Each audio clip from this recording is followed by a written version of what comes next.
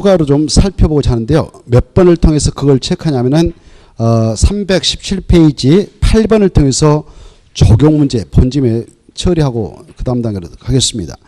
317쪽에 8번 보시면 적용 문제 나왔는데요. 이 8번은 요약집 230페이지를 참고하십시오. 230페이지. 자, 조금 전에 적용 공부했죠. 대제안의 적용.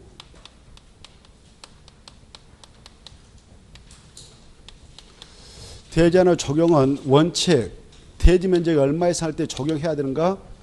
대지 면적이 얼마 이상 할 때게요? 대지 면적이 200제곱미터 이상일 때 대제안에 적용해라 그랬잖아요. 근데 원칙이 있으면 예가 있죠. 외적으로 적용 면제 사유가 있어요. 야, 적용하는 건 자유지만 의무적인 게 아니다. 이렇게 적용해봐야 의미가 없는 것.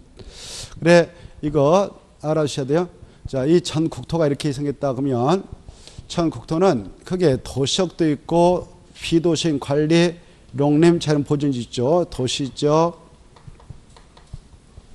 관리 지역, 농림 지역, 자연 보존지역 이렇게 있는데 이 적용을 하도록 하는 이유는 아까 말씀드렸듯이 도시지역에서 자연 친화적인 환경을 조성해서 우리 도시민에게 좀 눈에 즐거움을 주도록 하기 위해서 적용을 하도록 되어 있는데 도시역도 주거적 있고 상업적 있고 공업적 있고 녹적 있잖아요. 여기 있는데 이 녹적은 풀밭이 많기 때문에 대지가 설령 이렇게 200좀 이상의 어떤 건축물을 짓는다 하더라도 적용은 면제됩니다. 하지 않는다. 대제안에 적용할 필요 없다. 하는 건 차이다. 관리도 마찬가지예요. 농림도 마찬가지예요. 자연 보존도 마찬가지다. 이거. 그래 녹지 나오고 관리, 농림, 자연 보존이 나오면 어찌고저찌 해서 적용해야 한다. 그럼 틀려요. 알겠죠? 이 지역이 나오면 무조건 적용할 필요 있다 없다? 없다. 적용할 필요 없다. 이렇게 딱 각인시켜야 돼요.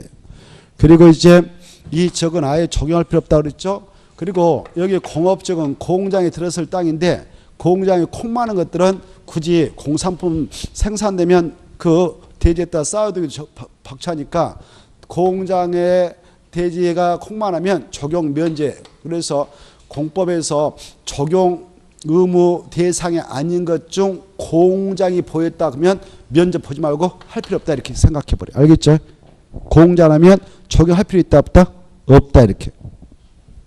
그 다음에 이제 자 여기 보세요. 물류센터, 물류센터를 물류시설인데 물류시설도요. 여기 보세요. 물류시설도 여기 주거적, 상업적 아니 이런 지역에다 세우는데 그 면적이 1500제곱미터 미만이다. 그러면 그 물류시설을 대지에다도 적용할 필요 없어. 근데 이 1500제곱미터 미만인 물류센터인 물류시설이 여기에 들어가서 이렇게 건축을 하려고 한다. 이렇게 대지 면적 200제곱미터 이상 있다. 물류시설을 여기다 집어들려고 한다. 그러면 자연 친화적인 도시가 조성되도록 주거적 상업지선 적용을 꼭 해야 된다. 이렇게 하셔요. 어디에서 세울 때는 적용해야 한다고요? 주거적 상업적에서 물류시설을 1000제곱미터 미만이면 1000으로 한다든가 뭐 어떻게 하든 대지안에 적용을 해야 합니다. 주거적 상업적은 적용을 함부로 면제 안 해준다. 이렇게 하셔요. 그래서 적용해야 된다. 이게 중요해요. 이게 중요해요. 그 다음에 이제 축사가 들어설 땅은 적용할 필요 없어요. 그 지역이 어느 지역이든 불문하고. 가선시설도 적용할 필요 없어요. 그 면적이 얼마 됐든 할 필요 없다. 이렇게 딱딱 가닥을 쳐버려요. 그리고 대지가 바다 매립해서 조성됐다면 아직도 땅속에 소금물이 고여있거든.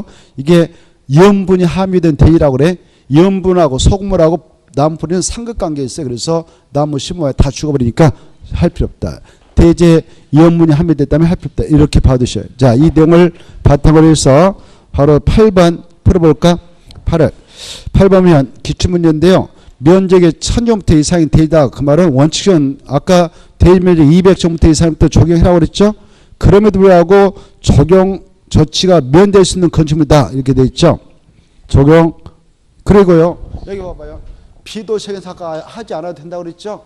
근데 여기 구체적 상사계에 개발해서 예쁘게 조성하고자 지구 단위 계획이 정됐다고 하면 적용해야 돼요.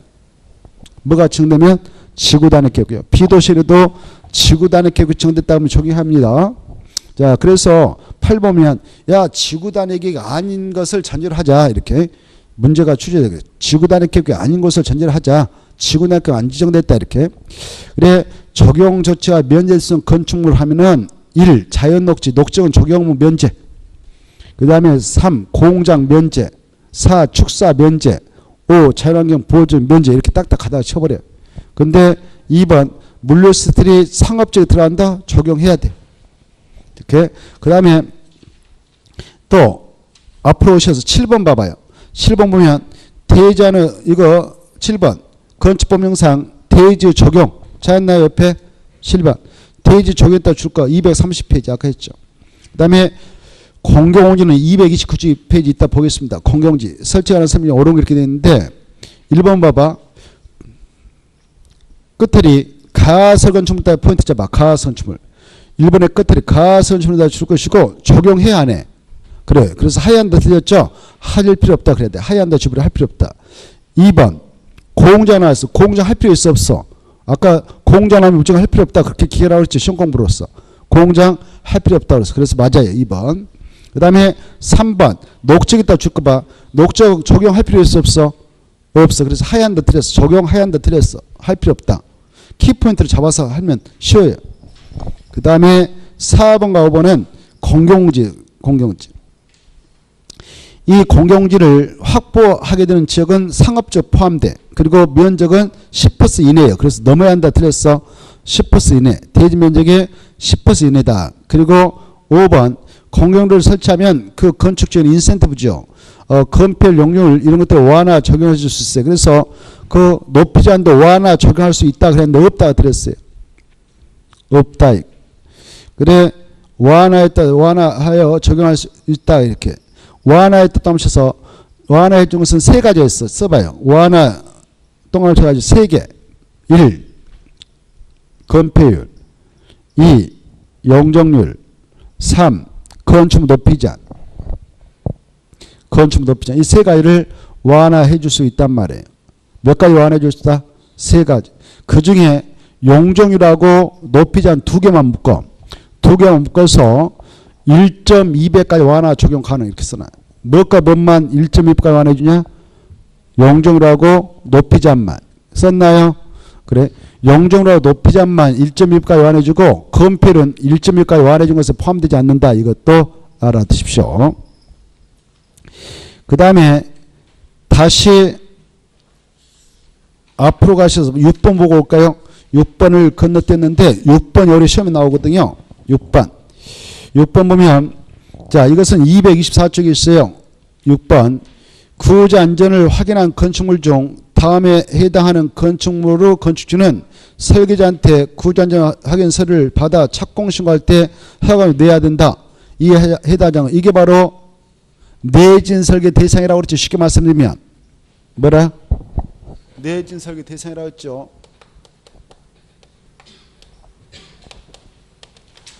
재진이 발생하더라도 끄떡하지 않도록 설계를 해야 할 대상. 이걸 내진 설계 대상. 그래 설계자, 건축사로서 설계를 의뢰받아 설계하는 설계자로서 설계할 때는 구조 안전 문제 확실히 하도록 즉 지진 발생하더라도 구조 안전에 이상이 없도록 설계를 해야 할 대상. 이걸 바로 법에서 규정해 놓고 있습니다. 그래 그 규모를 꼭 알아두셔야 돼요. 내진 설계 대상이 어떻게 되냐? 바로 층수는 무조건 얼마 이상일 때부터 2층 이상. 나무집, 목구조집은 나무집은 3층 이상부터 내진 설계해야 돼요. 그 다음에 연면적은 얼마 이상일 때부터 200제곱미터 이상일 때부터. 나무집은 연면적 얼마 이상일 때부터 500제곱미터 이상일 때부터. 이 수치 암기. 그 다음에 건축물 높이가 이것저것 볼 필요 없이 높이 가지고도 또 적용해. 높이가 13m 이상. 그리고 바로 처마 높이. 이건 건축물 높이고. 높이가 처마 높이는 몇 미터 이상일 때? 처마 높이가 9m. 그 다음에 기둥과 기둥과의 거리 이렇게 기둥과 기둥을 세우는데 이 거리가 기둥과 기둥과의 거리가 몇 미터? 10m. 이상일 때. 오케이. 그 다음에 바로 그에도 저기 밑에 보시면은 제일 밑에 보면 단독택은 다 내일 설계 대상이다. 단독택. 공동택도 다 내일 설계 대상이다.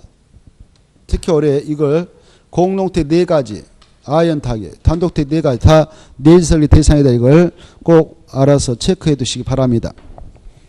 알겠죠? 이번에 이걸 추가했으니까 10번. 그리고 나머지는 쭉 읽어보세요. 한쪽 끝은 고정되고 한쪽 끝은 지대지 않는 그런 구조로 된 보호 차양 등 A벽 중심부터 3m 이상 돌출된 것. 특수한 공법, 시공 등이 그 필요한 건축물로서 국장이 정하여 고시한 구조의 건축물, 국가 예산에서 보존가치 있는 건축물 이런 것들을 봐두시고 특히 이제 금방 체크한 것 정도는 꼭 머리에다 넣어놓으세요. 이거 기억할 때 특히 구처 10기 이렇게 하세요. 구처 10기, 구처 10기, 구처 10기. 자, 문제 풀어보죠. 6번 아닌 건데 1번 층수는 아까 몇 층 이상부터 정돼요?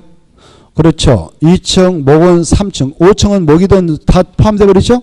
맞습니다. 2번 처마 높이는 아까 몇 미터? 9처 10기니까 9m에서 맞아요. 그 다음에 높이는 13m 이상, 15m 되죠. 연면적은 아까 얼마 이상부터?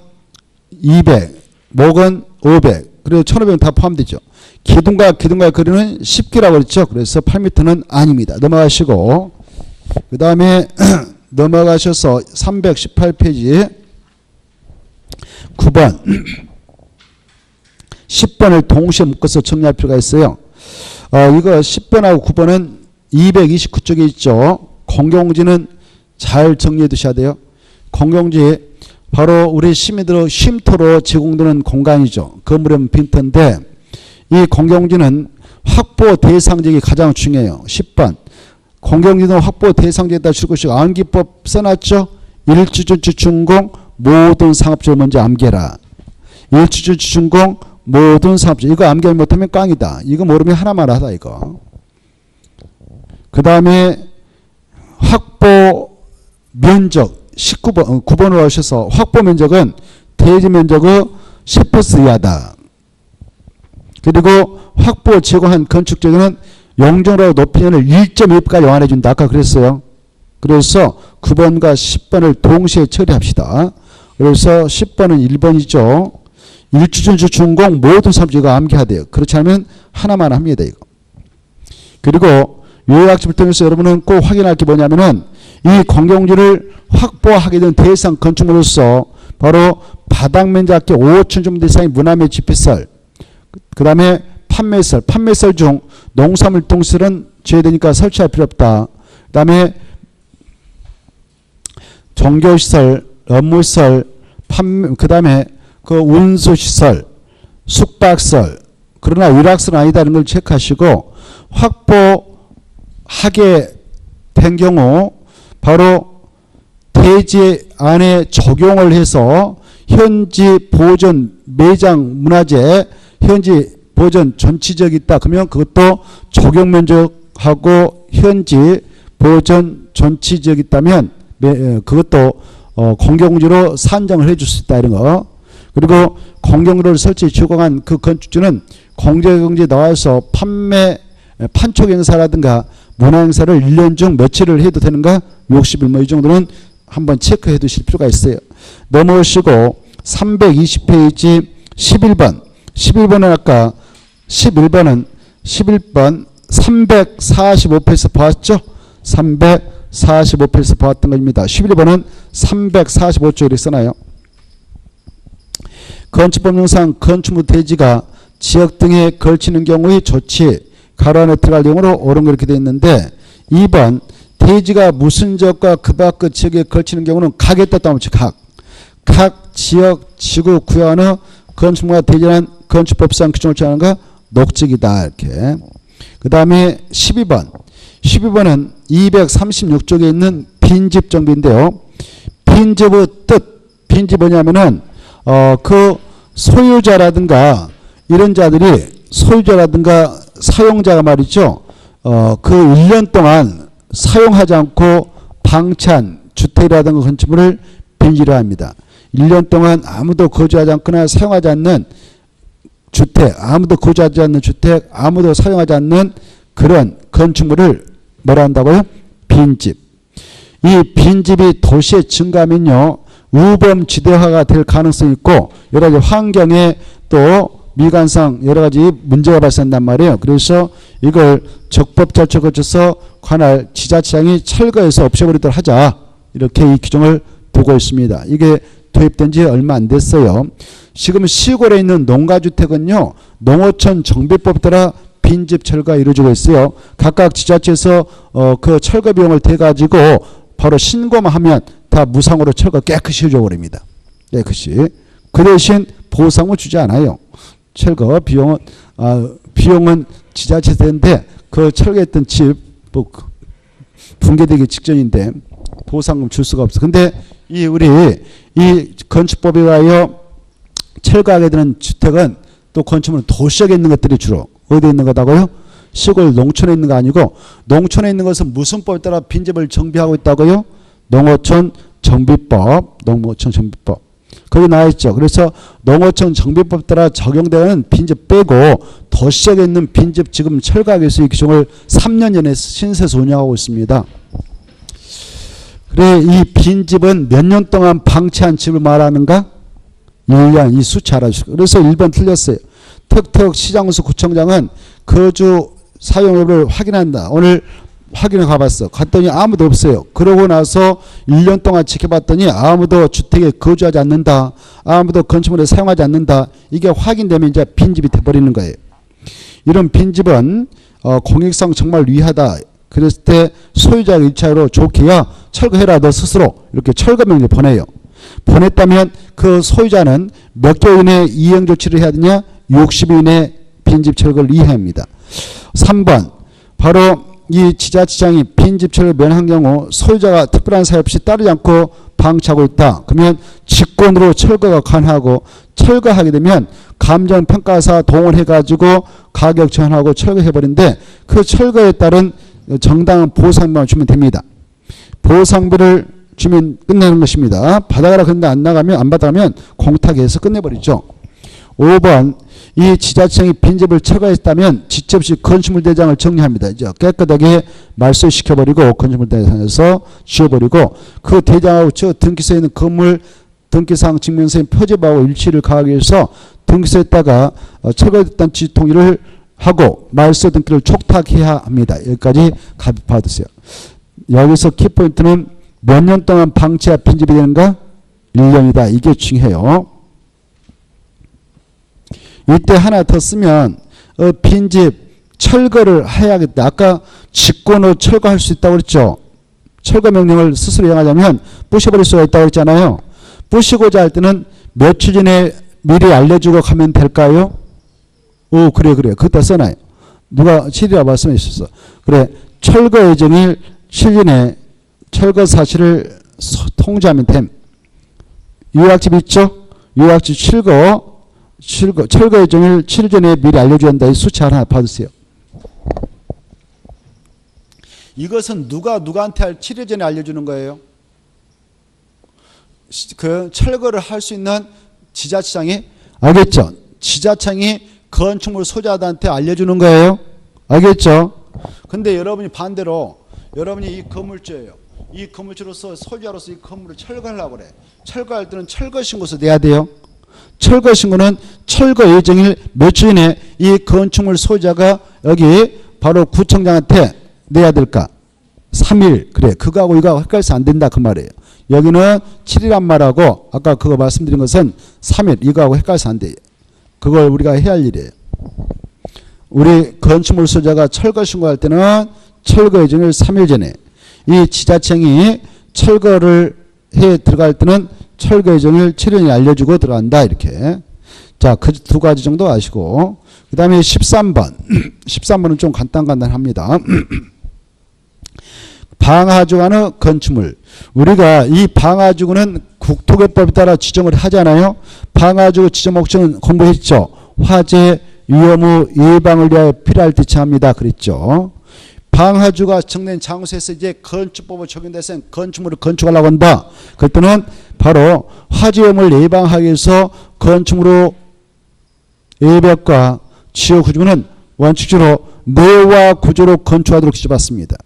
그리고 방화주 안에 들어가서 공작물이라든가 강고판을 세울 때는 불연제를 넣어서 공작물을 설치하도록 해서 불에 잘 타지 않도록 해야 됩니다. 이렇게 규제를 하게 되는 것입니다. 자, 그래서 그 내용을 보면, 자, 13번은 방화주 건축물에서 우리 요약지 231페이지 있는데 231페이지 틀린 거. 1번 아카에서 하나의 건축물의 방화주가 그 밖 구에 걸치는 경우 원칙적으로 건축물만 전부에 대하여 방화주나 건축물한 건축법상 규정을 적용해서 처리하면 된다. 맞고, 이건 아까 345쪽에서 봤죠? 345쪽에서 봤고. 2번 잘 받으셔. 2번하고 3, 4를 묶어서 비교. 2번은 건축물의 주요 구조와 예벽. 주요 구조와 예벽은 무슨 구조를 만든다고? 내화 구조입니까? 방화 구조입니까? 내화 구조 꼭 받으시고. 불연절이 아니에요. 4번 5번 봐봐. 4번 5번은 이제 공작물 포인트 잡아. 4번 5번은 공작물이에요. 공작물로서 간판, 강고판 이 주요부를 불연제로 해라. 또 방화주 안에 공작물 중 지붕 위에 설치하는 공작물이라든가 높이 3m 이상 공작물은 주요부를 방화주로 한다. 틀렸어. 5번도 방화주 아니라 불연재료. 공작물은 불연재료. 건축물의 외벽과 주요 구조는 내화 구조. 방화주라는 것은 있지도 않아. 알겠죠? 그래서 그거 꼭 비교해 두시고 5번이 틀렸습니다. 3번은 참고로 보시면 되겠고 넘어가십시다. 14번. 14번 보시면 자 이것은 231쪽에 있는 사항인데 옥상 광장 등 설치다. 틀린 거. 1번 보면 1번은 그냥 참고로 가볍게 읽어보시고 2번 참고가 아니라 중요하네. 2번 중요. 초고층 건축물 뜻은 알죠? 몇 층? 50층 이상이나 높이 200m 이상 건축물. 양자 하나 요건만 충족되죠? 그런 초고층 건축물은 저 뭐 30층 막 40층 했다가 계시다가 갑자기 불나면 1층까지 뛰어나면 힘들잖아요. 그래서 안전하게 피신할 수 있도록 바로 피난 안전구를 설치를 꼭 하도록 있는데 몇 개층마다 몇 개수 이상 설치를 하도록 되냐면은 30개층마다 몇 개수 이상? 1개수 이상을 피난 안전구를 만들도록 하고 있어요. 그래 그거 시험에 한번 나온 바 있으니까 몇 개층마다 몇 개수 이상의 피난 안전구를 설치하든가 30개층마다 1개수 이상의 피난 안전구를 설치해야 된다. 이렇게 여기 지문에는 안 나왔지만은 우리 요약지 그 230배 보면 준초고층 줄 아셔야 돼요. 준초고층 건축물은 그 30층 이상부터 49층까지를 준초고층 건축물이라고 생각하면 되는데 그 건축물이 40층짜리다. 그러면은 그건 준초고층 건축물이거든요. 40층이면 그 층의 2분의 1이 해당 층이 20층이죠. 20층을 기준으로 해서 상하 5개층에 냈다가 1개수 이상의 피난정구를 반드시 설치하도록 되어 있습니다. 그래서 준초고층 건축물하고 초고층 건축물의 피난 안전구역을 설치해야 할 위치를 정확하게 요약을 통해서 확인해 두시기 바랍니다. 올해 나오니까요. 그 다음에 이제 3번 지문에서 알아둘 것은 2번 보고 그 피난 안전구역 뜻은 써놨어요. 가로 안에다. 피난 안전이 뭐냐? 뜻은 거기 건축물의 피난 안전을 위하여 건축물 중간층에 설치한 대피관을 만든다. 이게 뜻이에요. 알겠죠? 피난 안전. 자, 3번. 옥상에 있는 광장을 옥상관이라고 그래. 2층 이상의 층에 있는 노대. 노대 말씀드렸죠? 노대 주변에 사람이 떨어지지 못하도록 난간 설치무가 부과돼요. 사람이 출입하지 못할 봉쇄했다면 설치할 필요 없지만 사람이 그 노대에 나가게 있다 옥상에 올라가 있죠. 그때 떨어지지 않도록 몇 미터 이상 난간을 설치하는가 1점 이 수준을 받으시고 그 다음에 5번은 꼭 한번 읽어보시고 4번 꼭 읽어보시고 5번 중요합니다. 층수가 몇 층 이상의 층으로서 몇 층 이상의 층의 바닥면 잡기가 얼마를 초과하게 얼마 이상이면 바로 그 헬리콥터가 이착륙할 수 있는 이착륙장인 헬리포트라든가 경사지붕면 그 아래다 지붕 아래다 대표면을 꼭 설치해야 되는가? 바로 11층 이상 수차암기 11층 이상의 건축물로서 11층 이상의 층을 바닥에 잡게 10층 이하 거 빼버리고 10층 이상의 층을 바닥에 잡기가 1만 제곱미터 이상일 때 이 규정을 취합니다. 설명했죠? 이렇게 이 건물이 있는데 여기까지 딱 10층으로 끝났다. 10층으로 되어 있는 건축물은 그 규정 적용돼 안 돼요? 안 돼요. 그래서 옥상에 또 뭐 헬리포트 만들 일도 없어요. 하는 건 자유지만 의무상 아닙니다. 근데 이 건물이 이렇게 이게 10층이에요. 여기 11층 12층 근데 뭐 그 위에 올라도 좋아요. 여기 11층 이상 건축물로서 11층 이상 이거 12층까지 해서 합해가지고 이게 1만 제곱미터 이상이다. 뭐 13층 있다면 그것도 다 11층 이상의 바닥 면적 합해가지고 보니까 1만 제곱미터 이상이다. 얼마 이상이다고요? 1만. 그랬을 때 여기 평지물이 됐다면 옥상에다가 헬리콥터 이착륙장인 헬리포트를 설치해야 돼. 헬리포트를 보면 H같이 만들어졌어. H. 옥상에 가서 보면 H같이 이렇게 뭐같이 만들어졌다고요? H. 그래서 헬리콥터가 이렇게 생겼잖아요. 언젠가 한번 그려 드렸죠. 이렇게 헬리콥터란 말을 더 실질적으로 동그라미 돌아가잖아요. 이게 그래서 이게 올이 딱 이게 해서 딱 이렇게 하기 위해서 11자 같이 써졌거든. 그래서 헬리포트가 나면 11이 나와야 돼. 11층 이상의 층으로서 11층 이상의 바닥 면적기가 1만 제곱미터 이상일 때 평지면 헬리포트를 설치해라 이렇게 하고 있어. 경사 지붕으로 됐다면 지붕 아래다 대평을 만들어라 이렇게 하고 있어. 이해돼요? 알겠죠? 헬리포트 나면 몇이 나와야 된다? 11, 1만. 이걸 기하는 것이 시험 공부인데 꼭 기억을 했으면 좋겠어요. 자, 그래서 10을 11, 11로 1천을 1만으로 꼭 받으시고 오른쪽 넘어오셔서 15번은 지문 3번하고 1번만 받으세요. 2번만 받으시고 이 지능형 건축물의 인정 제도는 국장이 실시하는데 지능형 건축물 뜻이 1번입니다. 지능형 건축물 하면서 이 건축물 내에 완전히 최첨단 인공지능 같은 것이 설치돼 가지고 엄청 그냥 자동적으로 운영이 되는 거죠. 이걸 지능형 건축물이라고 그래. 지능형 건축물로 건축되면 건축비가 적게 들어갈까 많이 들어갈까요? 엄청 많이 들어가겠죠. 그래서 인센티브를 줄 테니까 그런 쪽으로 한번 만들어봐라 유도하고 있어요. 그래서 3번 봐봐요. 그 건축물 인공지능형 건축물로 인정받아가지고 건축할 때는 건축비 많이 들어가니까 인센티브 주겠다. 바로 건폐의 용적률 그 적용 규정 같은 것들을 완화해 주겠다 이렇게 하고 있어요. 높이지 않아. 적용이 아니라 높이지 않을 좀 완화해 주겠다. 건폐라든가 그리고 용적률 높이지 않을 완화해 주겠다. 건폐는 얼마까 적용 미안. 다시 한번 이 인공지능형 건축물로서 건축할 때는 적용 면적도 완화해 주고 그 다음에 무엇과 또 무엇을 완화했냐? 용적률과 높이지 않을 완화 적용을 해줄 수가 있다 이렇게 돼 있죠. 적용 면적은 얼마까지 완화해 주시냐? 85까지. 그래 지능형이 나면 5자하고 친해. 그것다 써놔. 지능형 건축물에다가 5자하고 친하다 이렇게 써놔. 5자. 무엇자하고 친하다고? 5자. 85, 115. 115. 5자하고 친하다. 지능형 건축물은 5하고 친해. 5하고 친하다. 그래서 이 지능형 건축물은 바로 인공지능 같은 것이 아마 그게 부착될 거예요. 그래서 인공지능에 나오면 5차원적인 세계가 지금 실현될 거예요. 몇 차원적?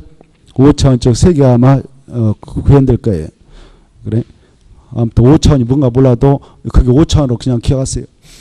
그래서 조경은 85까지 그 다음에 용적률하고 높이자는 115까지 5자하고 친하다고 그래서 5자 친하다 5자 친하다 5자 친하다 꼭 기억하세요. 그래. 조경 면적은 85까지 용적률하고 높이자는 높이를 규제하는 건데 이것은 115까지 완화해 주셨다. 꼭 그래서 3번 틀렸고 16번 이 16번 그 아까 15번은 해설을 꼭 잘 받으셔. 해설 적용은 85 용적률하고 높이자는 115.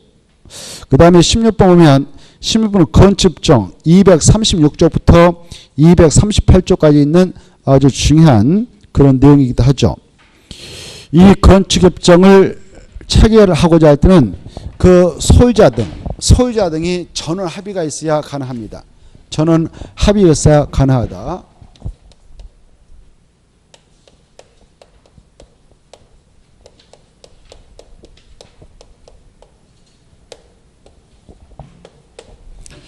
이 건축협정을 체결할 수 있는 지역은요, 그 장소가 바로 이 지구 단위격으로 지정된 장소 또는 주택 그 정비법상 달동네 같은 데서 하게 되는 주거환경 개선 사업 있잖아요. 주거환경 개선 사업을 하고자 지정한 정비구역. 주로 이 지역에서 건축정을 체결해 나갈 수 있어요. 여기에 대지가 이렇게 두 개 있어. 하나, 두 개. 근데 두 개 있는데 이 두 개의 대지 합병되지 않고 또 소유자도 A, B 이렇게 서로 다르더라도 건축정을 체결할 수 있어요. 뭐 이렇게 세 명 있다. 여기 C가 있다. 이렇게 세 명 있다. 그래 세 명이서 이렇게 할 수도 있고요. 이때 건축정을 체결하게 되면요. 협정 체결적 안에는 엄청난 혜택이 법적으로 주어져요. 건축정을 체결하면. 바로 이 대지 법적으로 하나의 대지는 아니에요. 소유자 각각 달라요. 다르지만 여기다 건물을 하나 가운데다 퍽 배치해서 세울 수도 있어요. 이렇게 세우면 맞벽 건축 가능하잖아요. 이쪽 블록 땅은 C 거, 이쪽 블록 땅은 B 거, 이쪽 블록 땅은 서 있는 것은 A 거. 이렇게 소유권도 각각 달리하면서 맞벽 건축이 가능해요. 이런 이점이 있어. 무엇을 체결하면 이렇게 맞벽 건축하느냐? 건축 협정을 체결하면. 맞벽 건축을 하면 어때요? 건축비가 많이 들어가겠어요? 적게 들어가겠어요? 적게 들어가잖아요. 벽 하나 가지고 옆주가 우리 건물 쳐버리니까. 근데 건축협정을 체결하려면 복잡해져. 민법상 야 인접대지로부터 50cm 떼야 된다. 50cm 떼야 된다. 그래서 대지에서 그 건물까지 거리는 50cm 떼야 되니까 바로 바짝 붙이지 말라 이렇게 하고 있거든요. 근데 이 규정도 적용받지 않고 맞벽 건축으로 이용할 수 있고요. 그리고 이 각각의 대지에다 건물 세울 때마다 각각 적용하게 되는 6개 규정을 통합 적용을 받아버릴 수가 있어. 통합 적용. 무엇을 통합 적용받을 수 있냐? 이 안에 각각의 대지에 적용되게 될 건폐율을 3개 대지 합해서 통합 적용받을 수 있어요. 통합 적용받을 수 있어. 건폐율을. 그래서 건축 면적을 하나 턱 세워가지고 함께 이용할 수 있고요. 그 다음에 지하층 설치 기준을 지하층 설치 규정을 또 함께 통합 적용받을 수 있어. 여기 뒤에 있는 B의 땅과 C의 땅은 좀 경사져 가지고 높아 이렇게 있고 저 A 땅은 좀 낮아. 그 앞에 도로가 있어. 근데 A 혼자서 건물 세면 지상층에 부과한데 딱 붙여가지고 옆에 땅 좀 호로록 파가지고 뒷땅 좀 파가지고 딱 건물 넣어보면 자기 1층 앞에서 보면 1층 같이 보이는데 뒤에서 이렇게 계산하니까 지하철 인정받을 수가 있어. 그러면 자기도 이점이 될 수 있어요. 그래서 지하층의 설치 규정을 통합 적용받을 수 있어. 그 다음에 또 어떤 것도 통합 적용할 수 있냐? 봐보세요. 여기 도로가 있다면 이렇게 여기는 좀 지대가 낮아. 이렇게 땅의 위치가 낮아.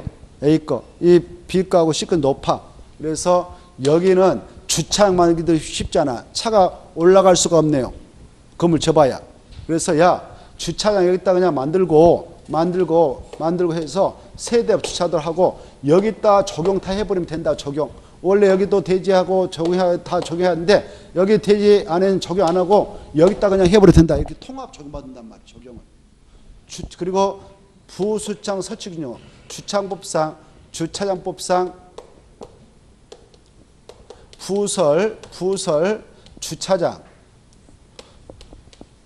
건축물이 들어설 대지는 대지마다 주차장을 각각 설치해야 되는데 이 주차장 설치 규정도 3개의 대지를 통합해서 적용받을 수가 있어요. 그리고 여기 봐봐.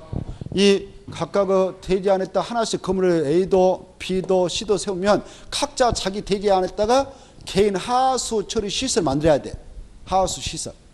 물 빼가지고 그따 처리할 수 있는 시설 만들어야 돼. 근데 각각 대지다 할 필요 없어요. 여기다 하나 만들어가지고 물 내려면 바로 여기서 처리하고 여기는 안 해도 된단 말이에요. 그래 이렇게 하수도법에 따른 개인 하수 처리 시설, 개인 하수 처리 시설 설치 규정도 통합적 받을 수 있어요. 그리고 바로 대지 안의 적용 규정, 아까 대지 안의 적용 규정도 통합 적용받을 수 있어요. 또 어떤 것도 통합 적용받을 수 있냐? 6가지를 통합 적용받을 수 있는데 여기 봐봐요. 바로 여기 원래 건축물에 들어설 대지의 경우에는 도로하고 건축상 도로하고 몇 미터 이상 직접 접할 것을 요구해서 아까 2m. 근데 봐보세요. 이 도로하고 이 땅은 접하고 있잖아요. 지금 건축정을 맺어버리면 이것은 비록 법적으로는 각각의 대지만 하나의 대지처럼 인정을 받을 수가 있어. 건축정 그 장소를 하나의 대지처럼 법적으로 대우를 받는단 말이에요. 하나의 대지는 아니지만 그러면 하나의 대지처럼 인정받으니까 여기 이 대지가 도로하고 접하고 있죠. 이 대지는 도로하고 접하고 있지 않죠. 그렇지만 건축을 받아갈 수 있는 땅이 되는 거예요. 그래서 대지와 도로 관계 규정도 통합 적용받을 수 있다. 이런 이점이 있기 때문에 여기에 있는 3명이면 3명이 전원 합의하면 건축정을 체결해서 건축을 할 수 있어요. 건축정이 이루어지면 무엇도 가능하다고요? 무엇도 가능하다고? 맞벽 건축도 가능한 이점이 있어. 이때 맞벽 건축했다 합시다. 합의 봐가지고 지네끼리. 그런데 마음 변했어. 야, 나 부실래. 그러면 부시면 옆집에 또 영향 미치겠죠. 우리 법에서 야, 맞벽 건축이 이루어졌다면 함부로 이 협정을 폐지 못한다. 20년 가야 된다 이렇게 하고 있어요. 몇 년은 가야 된다고요? 20년 가야 협정을 폐지할 수 있다 이렇게 하셔요. 잘 아세요. 맞벽 건축이 이루어졌다면 몇십 년 지나야 맞벽 건축이 이루어진 건축물은 건축을 폐지할 수 있는가? 20년 지나야 된다 이렇게 20년. 자, 그러면 이 건축정과 관련해서요. 다시 한번 정리하겠어. 건축정을 맺으면 몇 가지 규정을 협정이 체결된 그 대지 안에서 개별 건축마다 적용하고 통합 적용할 수 있다고? 6개 중에 다시 한번 건폐율도 그 다음에 그 대지 안의 적용 규정도 지하층 설치 규정도 그 다음에 대지와 도로관계 규정도 그 다음에 하수법에 따른 개인 하수 처리시설 설치 규정도 주차법상 부설정 설치 규정도 개별 건축마다 적용하고 통합 적용할 수 있다. 이런 것들을 통합 적용받고자 하여서 그 건축정을 체결할 때는 토지 소유자 등 건축물 소유자 등 이네들이 함께 다 전원 동의가 있어야 가능하다. 건축정을 체결할 때는 소유자 등이 전원 동의가 있어야 가능하다. 건축정 체결했다면 인가받아야지 법적으로 체결된 걸로 인정되는데 인가권자 누군가? 관할 바로 시도사, 시장, 군수, 구청장이다 이렇게 하셔요. 그래 얘네들한테 인가받아가지고 바로 이걸 함께 이용할 수 있는데 이 건축정을 체결할 수 있는 지역은 아무 데다 하는 게 아니고 지구단격이라든가 또 주관경 개성구역 이런데 전치적 이런 데서 허용이 됩니다. 자, 이렇게 건축정을 체결하고 그 다음에 폐지를 하려고 그래. 폐지를 하려고 할 때는 전원 동의 필요 없어. 가반수의 동의만 있어도 통과돼. 폐지할 때는. 얼마의 동의만 있어도 된다고 폐지할 때는 가반수. 여기 3명이 협정을 체결했다면 몇 명만 우리 폐지하고 그만하자 하면 폐지할 수 있어요? 2명. 가반수니까. 그런데 이때 이 토지도 A 거, 이 토지도 A 거 다 A 거다 그러면 혼자서도 건축정을 체결할 수 있을까 없을까? 있다 이렇게 받으십시오. 그 내용이 몇 배 있다고요? 2배. 그래요. 그리고 여기 보세요. 건축법정을 체결해가지고 이걸 법적으로 확정받으려면 인가받아야 된다고 했잖아요. 인가를 받으려고 하는데 바로 이 땅이요. 이 땅 이렇게 여기는 이 땅은 저 A씨에 속하고 이 땅은 B군에 속한다. 행정구역상 이렇게. 그러면 넓은 지역을 관하고 있는 장한테 인가 신청을 해서 받으면 된다. 그 대지 가반이 속한 쪽을. 가반이 속한 쪽을 관하고 있는 장한테 인가 받으면 된다. 이렇게 하십시오. 자, 그런 내용을 바탕으로 해서 16번 체크해 보겠는데 건축법상 건축법정이라는 설명이 다 틀린 거. 1번 건축물의 소유자 등은 얼마의 동의로 건축법정을 체결할 수 있다? 그렇죠. 1,000원이죠. 가반수 틀렸다. 가반수가 아니라 1,000원. 그래서 틀렸고. 2번 협정 처리자, 협정 운영의 대표는 협정서 작성했다면 인가권자한테 인가받아야 된다. 3번 인가를 하였을 때는 공고하거나 모두 사용할 수 있도록. 그 다음에 협정 체결 대상 토지가 둘 이상의 지자체에 걸쳐있을 때 바로 협정 체결 대상 토지 면적의 가반이 속하는 인가권자한테 가서 인가받아서 나오면 된다. 신청해서. 그 다음에 5번 이제 협정을 폐지하려고 그래. 건축법정을 폐지했다 체크. 폐지할 때는 얼마의 동의서 받고 폐지인가 받으러 가면 된다? 가반수. 그 정도를 받으십시오. 자, 17번. 이것도 238페이지에서 보았죠. 건축협정의 인가를 받은 건축협정구역에서 연접한 대지에 대하여 관계 법령의 규정을 개별 건축마다 적용하지 않고 건축협정구역을 대상으로 통합 동함이 통합 적용할 수 있는 것 6개 써. 6개가 떠오를 때까지 공부해야 되겠죠. 6개. 무엇을 통합 적용할 수 있는가? 바로 박스 밑에 있어. 대지 안의 적용 규정, 대지와 들어관계 규정, 지하철 설치 규정, 건폐율, 주차장법상 부설정 설치 규정, 하수법상 개인 하수 설치 규정. 이것만 바로 통합 적용할 수 있지. 계단 설치, 용적률 이런 건 아니다. 오른쪽에 18번으로 갑니다. 18번 보시면은 이것은 238쪽부터 240페이지 있는 걸 써. 올해 반드시 나온다. 올해 반드시 나온다. 이게 작년, 재작년에 됐지만 작년에도 안 나왔고 재작년에 안 나왔어. 올해는 나올 것이다. 나올 때가 됐다 이제. 그래 원칙은 작년에 나왔어야 했는데 안 나왔어요. 올해 반드시 나올 거예요. 그래 이 결합건축이라고 하는 것은 무엇을 결합해서 건축하는 거냐? 두 대지 이상의 용적률을 결합했다 떠나셔봐요. 용적률 결합했다 아예 써놔버려요. 결합건축 제목 있잖아요. 거기다 결합했다 용적률 이렇게 써놔버려요. 그래서 결합건축은 용적률을 결합해서 건축한다 그 말입니다. 건폐율이 아닌 겁니다. 아까 건축협정에서는 통합 적용해 줄 수 있는 것 중에 용적률 안 나와요. 아까 6가지는 용적률 안 나온다.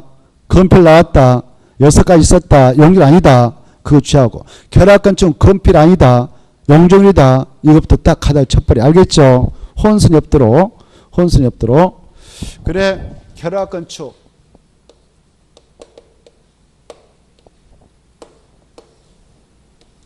이 두 대지 간에 두 대지에 적용되고 있는 용적률 있잖아요. 두 대지에 적용되고 있는 용적률을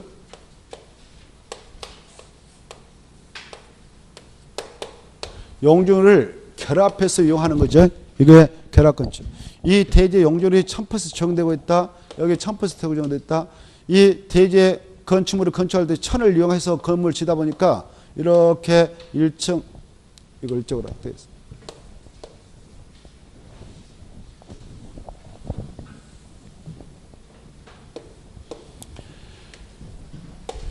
이 아까 이렇게 두 대지가 있는데 여기 용적률 1000% 이것도 용적률 1000% 적용된 대지예요. 근데 이 1000을 결합해서 건축하도록 하는 것이 결합건축이란 말입니다. 결합건축.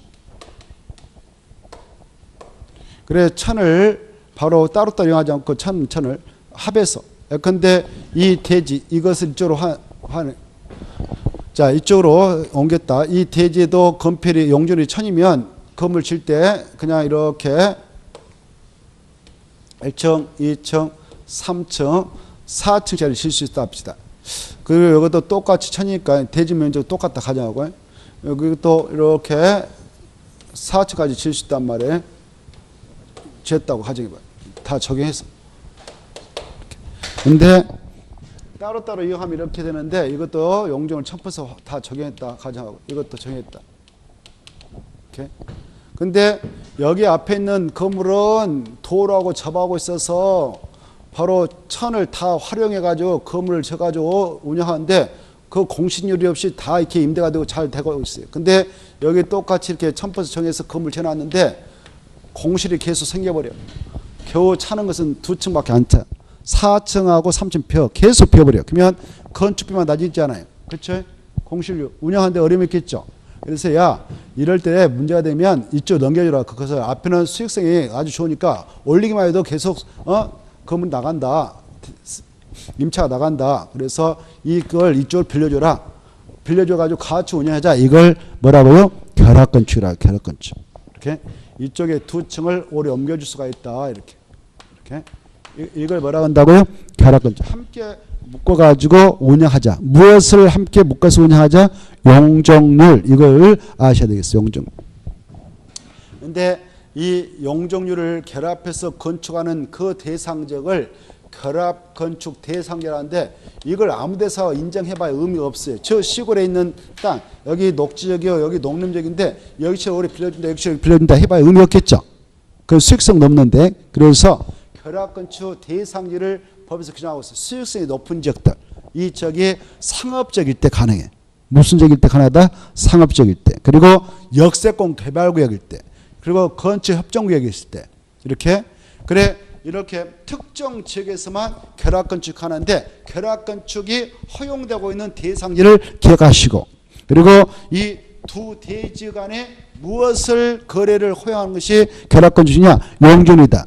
근데 이 대지하고 이 대지 간에 주고받는 거리가 있어요. 100m 이내 있어야 된다. 이게 중요해. 몇 미터 있어야 된다? 100m. 그래야만이 결합건축을 허용하고 있다. 이때 이 대지와 이 대지가 100m 있기는 하나인데, 그 사이에 도로 12m 이상이 딱 설치돼 가지고 둘러싸여 가지고 있다면 이쪽에서 대지, 그쪽으로 대지 넘겨줄 수 없다. 바로 몇 미터 도로로 구획되어 있다면 그걸 벗어나서는 또 넘겨줄 수 없는가? 12m. 이런 것들을 좀 체크하시기 바랍니다. 그래, 결합건축을 할 수 있는 대상적은 바로 325페이지 보시면, 325페이지 보면, 아니 문제 봐봐요. 대상지 써놨어. 바로 상업적이라든가 역세권 개발구라든가 정비법상 주거환경 개선 사업을 하기 위한 구역이라든가, 그리고 건축협정구역, 특별건축구역, 리모델링 활성화구역, 도시재생 활성화지역, 건축장 신호, 여기에서만 결합건축 하나니까 이것도 되도록이면 머리다 넣도록 했으면 좋겠습니다. 그리고 아까 두 대지 간에 몇 미터 내 있어야 되냐? 100m 내. 그리고 몇 미터 이상의 도로로 나눠져 버리면 안 되느냐? 바로 10m 이상 도로로 넘겨줄 수는 없다. 10m 이상 도로가 있을 때는. 그리고 이 결합건축도 대지 소유자가, 두 대지 소유자가 같은 한 사람에도 허용된다. 이렇게 받으시면 좋겠어요. 그 다음에 이제 19번. 그리고 이 결합건축을 했다면 봐보세요. 결합건축 여기, 야, 너하고 나하고 우리 용적을 주고받고 해서 함께 너 우리 주라. 알았어. 돈 이때 이 대지 소유자한테 이 용적을 넘겨받으면 줄 수도 있겠죠. 이거 뭐 B고 이거 A거다. A가 이만큼 더 올릴 수 있어서 이익을 받다면 뭐 돈 주고 사올 수도 있겠죠. 이렇게 용적을 거래를 허용하자는 건데, 또 보면 이런 경우도 있잖아요. 자, 여기 지금 이거 상업지역, 상업지역. 이 대지는 도로가에 있고, 도로가에 있어. 여기는 바로 공원을 설치하려고, 공원을 설치하면 여기 똑같은 상업지역에도 어마어마한 거요. 여기가 중심 상업지역이다. 여기도 중심 상업지다. 근데 여기는 공원이 들어선다. 그러면 공원에는 건물 몇 개 안 세우잖아요. 용적률이 1000을 적용받을 수 있는 대지인데 바로 이렇게 건물 조그마한 세우면 아깝잖아요. 이것을 오래 넘겨줄 수가 있는 거, 이렇게. 알겠죠? 여기 이렇게 주로 이럴 때 또 활용하기 위해서 이걸 도입했다고 이렇게 나와요 보면. 그래서 바로 이 용준을 넘겨줄 때에 넘겨줄 수 있는 거리는 100m는 있어야 되고, 다만 몇 미터 이상으로 도로 둘러싸이면 넘길 수 없냐? 12m 이상 도로 둘러싸이면 넘길 수 없고. 이렇게 넘겨받아가지고 건축에서 이용하고 있는데, 이 넘겨줬던 이 사람 B라는 사람이 A한테 야 너 아까 넘겨준 거 나한테 다시 이거 넘겨주라. 그걸 뿌시고 이렇게 아무 때나 요구하면 이것도 문제가 아닐 수 없어. 그래서 이 결합 건축을 했다면 그 유지기간은 바로 30년 가야 된다 이렇게 하시대. 몇 년 가야 된다고요? 30. 아까 있죠. 맞벽 건축했다. 건축중에서 맞벽 건축 몇 년 가야 된다고 했어요. 여기는 20년. 이런 것도 하나하나 짝짝이 알았어요. 여기 맞벽 하면 2자니까 20년. 맞벽 하면 2자니까 20년. 여기 결합 건축했다면 30년. 이렇게 하십시오. 결합 건축했다면 30년. 왜? 용적률을 넘겨주는 것이다. 용적률은 세자다. 30년. 이렇게 가닥을 쳤어. 좀 기억을 했으면 좋겠는데. 자, 그 다음에 19번 넘어가셔서, 자, 건축 분쟁 전문에 이것은 233쪽부터 234쪽에 있는 상으로서 이 건축물을 건축할 때 분쟁은 여러 가지 유형으로 발생합니다. 그때 바로 일정한 분쟁은 바로 이 위원회를 이용해서 해소를 해 나갈 수가 있어요. 이 건축과 관련된 분쟁은 여러 가지 있는데 그 중에 이 위원회에서 처리할 수 있는 것은 몇 개 안 돼요. 거기 박스 안에 들어가서 보면은 건축 관계자 간의 분쟁이라든가 또 폐를 본 건축 과정에서 폐를 본 인권 주민 간의 분쟁이라든가 관계 전문 기술자 간의 분쟁, 그리고 이 관계 전문 기술자하고 건축 관계자하고 인권 주민과 관계 전문 기술자, 이 6가지는 꼭 암기를 해야 돼. 여기 무슨 허가권자, 건축 허가권자, 행정처가 우리가 붙었다, 건축주에 붙었다, 이건 여기서 처리할 수 없어요. 행정법원 가가지고 행정소송 제기 싸우든 말든 해야 되지, 이 위원회에서는 처리하지 못한다. 이게 중요해. 그래, 이 위원회에서 조정과 재정을 통해서 처리할 수 있는 것은 여러 가지 있지만 시험권으로서 6가지만 알면 된다. 6가지를 꼭 암기해야 된다. 이런 건을 해소해 주기 위해서 이 위원회가 지금 국토교통부에 설치 운영되고 있는데, 이 위원회에 바로 위원회 조정과 재정을 받고자 하는 사건 당사자들은 바로 이 위원회에다 신청서를 내면 됩니다. 이때 신청서 낼 때 사건 당사자가 합의하다 안 되니까 혼자 가서 냈다. 나하고 B가 지금 사건 당사자예요, 상대방에. 근데 한쪽에서 갖다 신청서 내오면 이걸 조정 신청. 양자가 합의로 그냥 신청서 내오면 재정 신청 용어로 쓴다. 이것도 아시고, 조정 신청이 들으면 위원회를 구성할 때 위원수는 3명으로 구성하고, 재정위원회 재정 신청에 들어와서 재정위원회가 구성할 때는 5명으로 구성된다. 이 수치를 좀 받으시고요. 그 다음에 조정위원회에서는 바로 조정안을 만들어서 당사자가 제시하게 되면 당사자는 며칠에 수락을 알려줘야 하는가? 15일. 그리고 이 조정위원회는 절차를 원칙으로 60일에 끝내야 됩니다. 그래서 60일에 끝내고자 조정안을 만들어서 사건 당사자 제시하면 사건 당사자 15일에 위원회에다 수락을 알려주게 된다는 거. 알려줄 때 그걸 수락하고 김명날까지 보냈다 그러면 조정서와 동일한 내용과 합의가 성립된 거 간주해서 더 이상 번복시켜서 끝난다. 법적으로. 재판 상하회가 이루는 거 아니다. 그리고 재정위원회에 그 재정시에 들어가면 120일의 절차를 완료해서 주는데, 재정 정분이 날아가면 사건 당사자는 며칠 내에 이걸 받아들여 끝낼 것인가 여부를 결정하냐면 60일 내. 만약 이걸 받아들이기로 하는 경우는 소송을 제기했다면 60일 내에 소송을 처리하면 되고, 제기하지 않았다면 제기하지 않고 60일 지나면 이걸 받아온 간주해요. 그러면 재정 내용과 동일한 효력이고 재정 내용과 동일한 합의가 성립 간주합니다. 이때 이 위원회 위원들은 몇몇이 주로 건축 관련 분야의 전문가인데요. 뭐 대학교 교수, 건축가, 또 건축가 국장이라든가 이런 분들을 위원으로 임명 위촉해서 운영합니다만은, 이 위원들이 또 판사라 변호사라든가 이분들도 위원으로 위촉받아요. 이때 이분들이 위원으로 딱 앉아 계신데, 오늘 조정과 재정을 받으러 사건 당사자 A하고 B가 갔어요.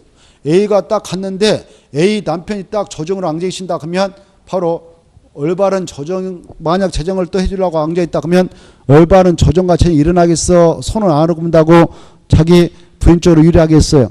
유리하게 했죠. 그래서 그때는 제척 사유가 작용되어서 그 자리에서 물러나야 돼. 그 사람은. 알겠죠? 그런 것도 있다는 거 아십시오.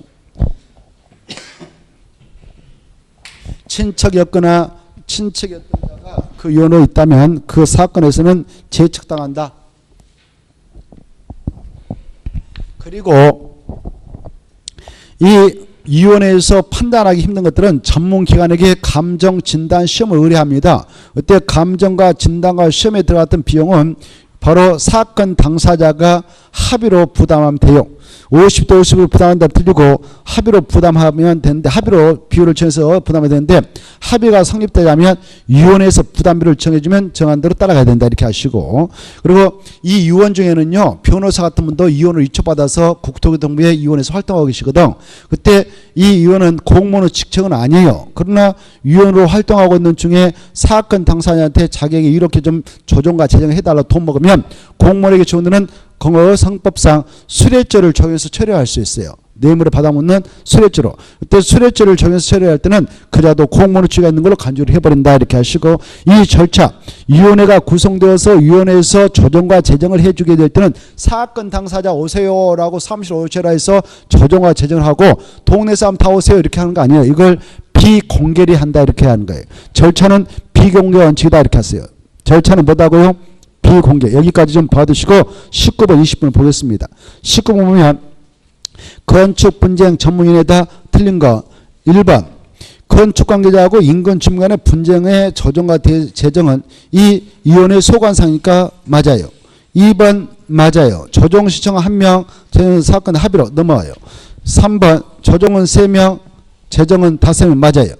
4번 사건 당사자가 조정안을 수라고 기명 날인했다 그러면 당사자는 재판상 화의가 성립된다 틀렸어. 재판상 화의가 아니라 조정서와 동일한 내용의 합의가 성립해 온다. 5번 이 위원회 위원이 공무원 신문을 가지 않는 경우에는 형법상 수뢰죄 적용에 있어서 공문을 본다. 맞죠? 그 다음에 20번 이 위원회의 내용인데 틀린 거 이렇게 돼 있죠. 이것도 역시 똑같은 233페이지에서 234페이지 있죠. 틀린 거 1번 이 위원회는 지금 어디다 두고 있냐? 국토교통부 맞고 2번 바로 위원이 해당 사건의 당사자와 친족이거나 친족이었다면 위원의 제착사유에 해당되어 그 직무 집행에서 죄야 된다. 맞죠? 그 다음에 3번도 똑같은 이치니까 읽어봐요. 죄야 된다. 맞아요. 4번 바로 이 감정진단 시험에 드는 비용은 사건 당사자 간의 합의로 정하는 비율에 따라 당사자가 부담해야 한다. 합의가 되지 않으면 위원회에서 부담비를 정해주면 따라가야 한다. 맞습니다. 5번 이 조정 시간을 받으면 30일, 재정은 60일 내에 마쳐야 된다. 틀렸죠? 조정 며칠? 60일, 재정은 120일. 이 수치 얼마 중요하고 알으시고 어느 쪽에 넘어서 22번 작년에 나왔던 건 너무 쉽게 나왔어요. 작년에 이게 나온다 말했거든. 그래 바로 이 위원회 조정과 재정 대상이 되지 않는 거 몇 번이에요? 4번이죠. 건축 허가권자 건축 허가권자 신청에 분쟁 발생하다 그러면 행정법원에 따라 소송 제기 싸워야 되지 여기다 해봐야 답 없어요. 받아주지 않습니다. 그 다음에 22번은 우리 요약지 333쪽부터 334쪽에 있는 건데 위반 건축이나 이행 강제금 부과다 틀린 거. 이행 강제금은 위반 건축물의 건축주에게 1차로 시정해야 됩니다. 허가권자가 뭐 철거하려면 철거하세요. 이렇게 아니면 공사 중지하세요. 등등등 이렇게 여러 가지 조치를 내리거든요. 이걸 시험을 내는데 시정명령을 내는데 기간 내에 이행하지 않았다 그러면 그 시정명령을 강제로 이행하게 하기 위해서 돈을 내게 합니다. 그걸 이행강제금이라 하죠. 이런 이행강제금은 바로 이미 그 위법한 건축주가 위반 정도에 따라 형사처벌 받았다. 징역 갔다 왔다. 뭐 벌금 받았다. 그걸 냈다라 하더라도 그것과 전혀 무관하게 별도로 응징을 하는 것이 이행강제금 제도예요. 알겠죠? 이런 이행강제금을 부과할 때는 먼저 사전 계고합니다. 야 언제까지 너 철거명령 이행하지 않으면 이행강제금 부과한다라고 사전 계고하고 그 다음에 이제 정시로 이행강제금을 부과한데 이행하지 않으면 이때 사전 계고가 됐든 정시 부과됐든 반드시 문서로만 해야 한다는 거. 문서로 한다? 문서로만 한다. 그리고 이제 문서로서 부과할 때 횟수가 중요해요. 이행강제금은 원칙은 1년에 2년의 범위에서 시정명 이행자가 부과할 수 있지만 연면적 85제곱미터 이하인 주거 건축물은 불쌍하니까 부과 금액도 2분의 1로 감해서 부과돼 부과했어도 총 5회를 넘지 않는 범위에서 조례로 따로 정할 수 있도록 예를 두고 있습니다. 이런 이행 강제금에 관해서 바로 이행 강제금에 대해서 22번 풀어보죠. 이제 틀린 거 1번 이행강제 원칙으로 1년에 2회는 범위에서 시정명 이행 때까지 반복 부과할 수도 맞고, 그 다음에 4번과 5번을 묶어서 연면적 85 이하인 주거용 건축물은 법정 이행강제 2분의 1을 범위에서 감액에서 부과하는데 부과할 수도 총 5회를 초과하지 않는다 그래야 되죠. 그래서 5번은 3회가 틀렸어. 5회. 그리고 나머지는 읽어보실 때 2번 지문 중에 이행 강제금을 받아가지고 부과받았어요. 부과받아가지고 놀래서 시정 이행했다 합시다. 시정명 이행했다 하려도 바로 이미 부과된 이행강제금은 납부를 꼭 해야 돼.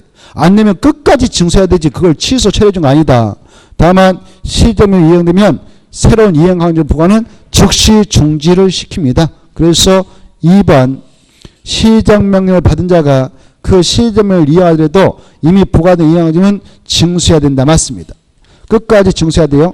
그 다음에 23번 이행강제입니다. 틀린 거 1번 이 허가권자는 부과하기 전에 사전 계획을 문서를 하고, 2번 이행강제 부과 징수는 국고금 관리법 시행규칙에 따라서 처리하면 되고, 3번 아까 했고, 4번 중요합니다.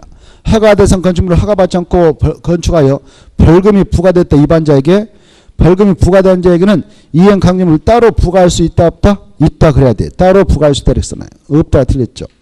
그 다음에 5번 중요하지만 아까 했으니까 통과하고, 24번 이행강제금이 규정되어 있는 법률은 우리 공법에서는 2개 있어. 2개. 농지법하고 건축법. 그래 몇 번인가요 답은? 없네. 건축법하고 농지법 4번 있네. 3번에 있네. 3번. 그래 거기 농지법에다 줄까봐 농지법은 311페이지 있어요. 농지법 몇 페이지 있다고? 311페이지. 건축법은 330페이지. 농지법은요, 농지 소유자가 농지 처분 명령을 받았는데 6개월 내에 농지 처분을 하지 않으면 그 명령을 강제 이행하도록 압박을 가하기 위해서 이행 강제금을 그 농지 가격에 20배 범위에서 반복 부과하는데 농지법상 이행 강제금 부과할 수는 매년 몇 번씩 반복 부과할 수 있을까요? 1회씩. 몇 배 있다고? 311페이지 있어. 311페이지 복습할 때 보셔요. 다음에 또 봅니다. 우리가 농지법 할 때. 자, 이행 강제금은 무슨 법에 규정되어 있다? 건축법하고 농지법. 여러분이 또 이행 강제금을 여기서도 공부하고 있을 걸로 추정돼. 부동산 거래 신고란 법률. 토지거래 허가제에서 아는가요? 하고 있을 건데 그게 원래 우리 국토개법이 있었다가 고려 옮겨버렸거든요. 3년에. 그래 국토개법에서 빠졌던 것이 고려 갔어. 그래서 국토개법 양은 엄청 많이 줄어서 너무 좋아요. 자, 잠시 쉬었다가 주택법을 보도록 하겠습니다.